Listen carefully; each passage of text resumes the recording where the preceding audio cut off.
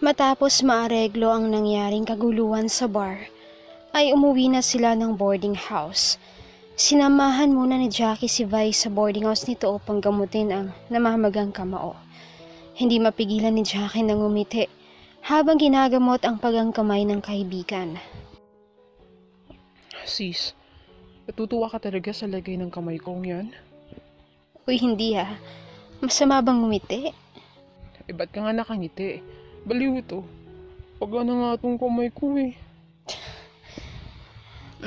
Hindi lang kasi ako makapaniwalang kaya mong manuntok ng lalaki.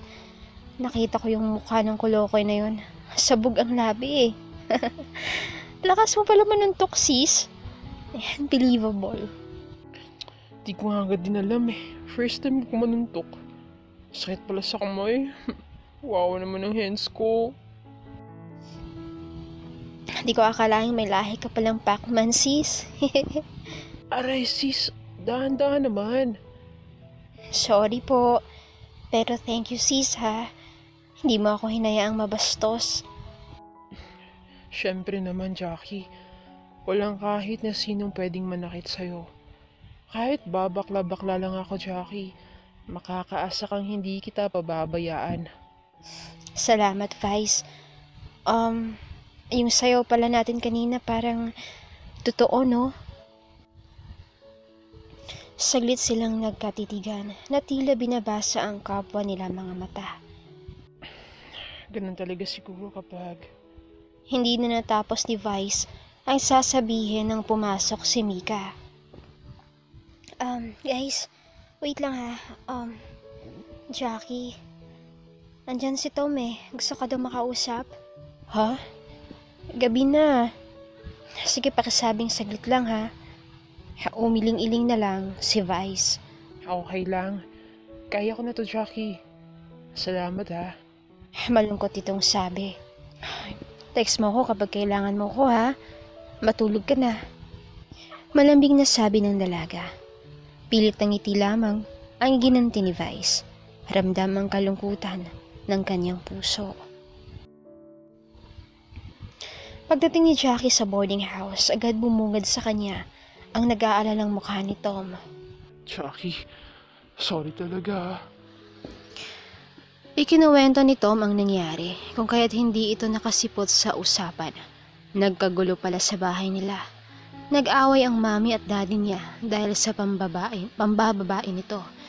Hindi maiwan-iwan ni Tom ang mami niya kasi baka atakihin sa puso. Labis ang pag-aalala ni Tom para sa mami niya, kaya mas minabuti nitong manatili sa tabi nito. No ka ba? Okay lang yun, naiintindihan ko. Huwag ka mag-alala. Salamat, Jackie ha. And congrats nga pala sa inyo ni Vice. Hihingi na lang ako ng allowance kay mama para makapag-enroll din ako. Gusto ko kasi kasama kita lagi, Jackie. Sige ba? Saglit silang dalawa nagkwentuhan tungkol sa mga naganap sa dance club. Hindi nagtagal, nagpaalam na rin si Tom na umuwi. Kinabukasan nagising si Vice gawa ng mga mahihinang katok ng pinto. Pilit siyang tumayo na halos nakapikit pa ang isang mata. Nagulat siya nang makita kung sino ang dumating. Halang iba kundi si Bella. Nabuhay ang mga dugo sa katawan ni Vice nang malanghap ang mabangong dalaga. Agad niyang iminulat ang kanyang mga mata at tinakpan ang kanyang bunganga. Hi, Vice. Oh, Bella, pasok ka. Pupunta ka pala, hindi ka man lang nag-text. Nakakahiya naman, amoy amag pa ako eh. Ang galat-galat pati ng kwarto ko. Sabi nito habang nililigpit ang mga nakakalat. Sus, okay lang yun. Ikaw talaga. Napadalaw ka pala. Bored kasi ako sa bahay eh. Okay lang ba tumambay ako dito? Ha? Oo naman. Sige, upo ka muna. Anong gusto mo? Juice, kape, pandesal, ano? Ikaw? Seryoso nitong sagot. Natigilan at natulala tuloy si Vice. Ha? Joke lang. Later na lang, Vice. Gusto mo tulungan na kita magligpit? Sabi nito na hinawakan ang nakakalat na kumot na agad naman binawi ni Vice sa pagkakahawak niya. Hindi, wag na, Bella.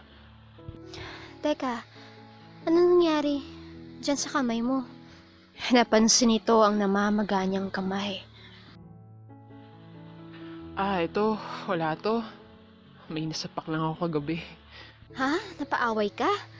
Bakit naman? Patingin nga ako.